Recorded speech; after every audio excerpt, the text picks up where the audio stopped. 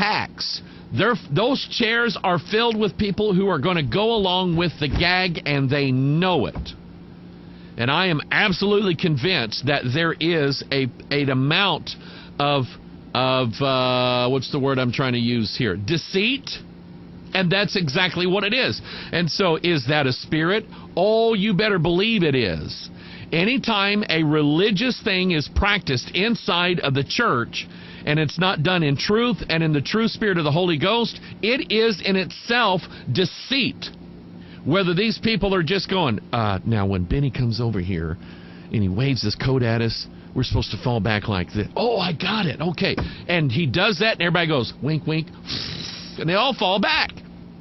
That's a deceiving spirit. There is a spirit in the congregation of that church amongst, more than likely, upon the front pews or the front rows of chairs. These are pastors who are in collusion with the deception. Why? Because they want to be able to see on the camera and take that back to their church and say, oh, I was filled with the Holy Ghost. I got God. I want to tell you what God told me to tell you. You send $1,000 in here. I'm telling you, that's how it works. But then you have, and we have all seen this, you have literal, some sort of overwhelming, taking control of the body and mind experience that happens with people who feel an electric shock, or they feel heat, or they feel an energy flow. Many of them will say openly, I felt something in my spine, going up my spine, and then the tinglings. They will tell you those things.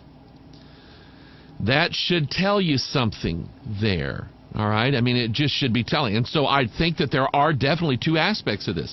I think, number one, there is a trickery involved. Write this down and go watch this on YouTube. Marjo Gortner. I've talked about him before. Marjo, M-A-R-J-O-E. You can look into his sordid history all you want to. Gortner, G-O-R-T-N-E-R. He made a documentary of himself back in the early 70s. Film crew follows him around, and he was raised to be this young child preacher by his over-oppressive mother, psychotic probably, and he gets it. He knows it's all big, fake, and phony, and he is going around all over the place doing these Pentecostal tent revivals.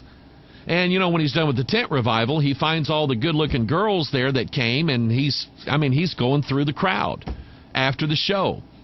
And he drinks and he does drugs. And, I mean, he admits all this stuff, and he admits that he's faking. But then they show him on camera doing the little Pentecostal preacher deal, doing the healings and the slain in the Spirit and people falling over and all this stuff. And what I'm saying to you is that the both elements are at work in this condition here. The element of deception, but also the element of a reception of people who want to be deceived. They want a false spirit on them because they have been told that this is how God moves and this is how God operates. Let's look at, here's the first thing I want to look at, all right? Let's see here. We looked at all the people slain in the Spirit. Okay, so let's break this down just for a minute, all right? Let's examine the phrase, slain in the Spirit. Let's think about this for a minute, all right? Slain in this is what they call it. I'm not calling it that because I think that fits. This is what they refer to it as. They call it this. You've been slain in the Spirit. You need to be slain in the Spirit. Get slain in the Spirit. Well, that's what they call it. Now, I don't know where this first came from. It may have come from what's known as the Azusa Street Revival. I think that was in San Francisco or somewhere back in the early 1900s, right around the turn of the century. There was a manifestation on Azusa Street. And the roots of the modern American Pentecostal, or I guess worldwide Pentecostal movement, could in fact be traced back to the Azusa Street Revival.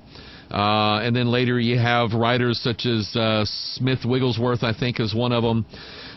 You have Oral Roberts, who really was one of the pioneers of the whole Pentecostal faith healing, word faith, slain in the Spirit experience. It was Oral Roberts who claimed, and you probably remembered years gone by when Oral would be on television. It was Oral Roberts who claimed that God told him that if you're watching Oral and he's got his hand up like this, you can put your hand on the television screen and touch his hand electronically, and God told him that that was the same, it was called a point of contact.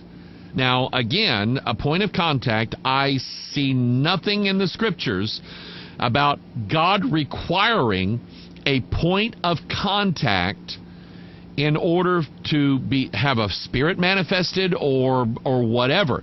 I believe in the laying on of the hands of the presbytery. The book of James says, is any among you sick? Let him go before the elders, plural. The guys, not just one, but the elder men in the church, and have them anointed with oil and have their hands laid on them for healing. I believe in the laying on of hands to confer a biblical office, such as the office of deacon or the office of a bishop. I believe in the laying on of the hands of the presbytery, like what Timothy or Paul told Timothy, neglect not the gift that was given thee by the laying on of the hands of the presbytery. The gift that he was given was the office of bishop, and that was conferred upon him. So I believe in that. But here is Oral saying, now if you touch the television while I've got my finger up here, and you touch my finger like E.T., then you're going to get what I've got. I don't see that in the Bible. I don't see that ideology in the Bible. But so this grows now, and all of a sudden now people are being slain in the Spirit. And here's what I find interesting. 1963, here's the Vatican II meeting. And they're all going to get together, and they're going to say, you know what? We're kind of living in the 21st century or 20th century here, and we can't chop the heads off of all the Baptists. But we want to bring them under the umbrella of Rome. How are we going to do it? I know. Let's start a charismatic renewal. Let's trick everybody into believing that we're all really brothers. We just don't know about it. And let's bring everybody in all together. I did a video called The Missing Piece if you want more information about that. Part of that was all of a sudden now, past 1963, all of a sudden now, in Catholic universities and Catholic gatherings, all of a sudden now, Catholics are being slain in the spirits. Priests are taking holy water and going, and people are going, ah, in the Catholic Church. And now you have guys like Paul Crouch, and you have scores of others that are going, see, we're all one together, even Catholics, because we've all been slain in the Spirit. We've all spoken in tongues, and we've all had visions, and we've all done this, and we've all molested boys. And I mean, that's kind of the idea. In other words, it doesn't care what kind of ratbag heathen the guy is. If he's slain in the Spirit and he speaks in tongues, then he's one of us. You see how it works. And so this phenomenon is going on. But what is this idea of being slain? What does this mean? To be slain is murder. To be slain is to be murdered, to be killed by someone. Where? In your spirit. You are now spiritually, there was a verse that I was going to look up. Let's see, where are you, old little verse here? Here you are, right here. The phrase comes to mind, Jude chapter 1, verse 12. These are spots in your feast of charity when they feast with you, feeding themselves without fear. Clouds they are without water, carried about of winds, trees whose fruit withereth, without fruit, twice dead, plucked up by the roots. Twice dead. You see, a Christian is twice born. A Christian is not and cannot be twice dead. See, twice dead links to the second death, which is the lake of fire. And I believe, according to Jude, according to what Peter and Jude, they were like, right on, brother. I mean, we're in agreement here. They were both telling you these people are walking around, they're walking apostates. They have already died twice. They are beyond saving.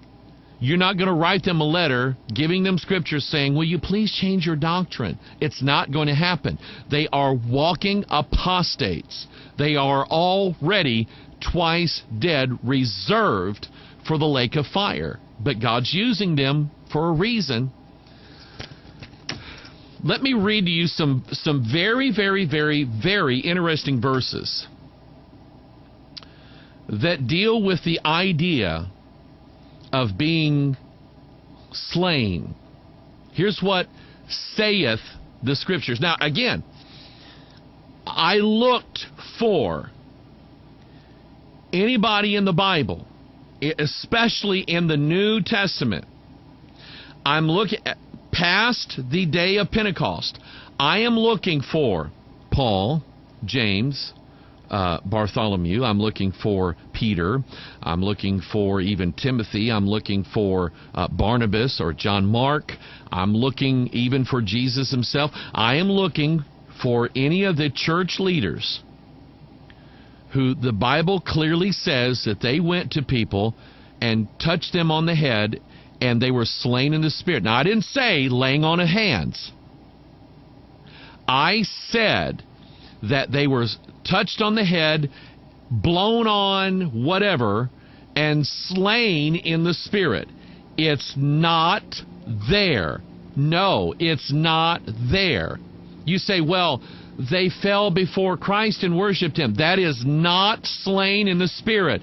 They were conscious. They were voluntarily doing this. But it was not slain in the Spirit. And you know it. You're just making stuff. You're trying to find verses that you can adapt to what it is that you're practicing. But your practice doesn't come from verses. Your practice comes from somewhere else, but it doesn't come from the Scriptures. And so I'm looking for people being slain in the Spirit in the New Testament of the King James Bible. I've been looking for it in the book of Acts. I'm looking for it in Paul's instructions to Timothy. I'm looking for it all over the place, and it's not there. So I'm just taking what you said and what you practice. Slain in the Spirit, Psalm 62 verse 3. How long will you imagine mischief against a man? Ye shall be slain, all of you, as a bowing wall shall you be, and as a tottering fence. Think of the idea of a wall that's bowing and it's tottering, and he said, you'll be slain and... Now, you say, see, it's there, right there, praise Jesus. No, that is a judgment against those who imagine mischief against them. It's a judgment against sinners. Psalm 88 verse 3, for my soul is full of troubles, and my life draweth nigh to the grave. I am counted, listen to this, I am counted with them that go down into the pit. I am as a man that hath no strength, free among the dead, like the slain that lie in the grave, whom thou rememberest no more. And they are cut off from thine hand. Remember, the hand is the hand of salvation. It's where the book is. Think about that. They're cut off. They're cut off from the Scriptures. Thou hast laid me in the lowest pit, in darkness, in the deeps. Thy wrath, the wrath of God, thy wrath lieth hard upon me, and thou hast afflicted me with all thy waves. That's what he says about those that are slain. Psalm 89 verse 10. Thou hast broken Rahab in pieces as one that is slain. Thou hast scattered thine enemies with thy strong arm. Proverbs 7 verse 21. With her much fair speech she caused him to yield. Now this is talking about the strange woman that Solomon, he was sitting out looking out his window at night. He saw the harlot. He saw the young man walking down her street because he knew she would be there. By the way, I just read a news story today in Switzerland, Sweden, can't remember, one of those two nations, probably Switzerland. The main city there, they're tired of the prostitution problem.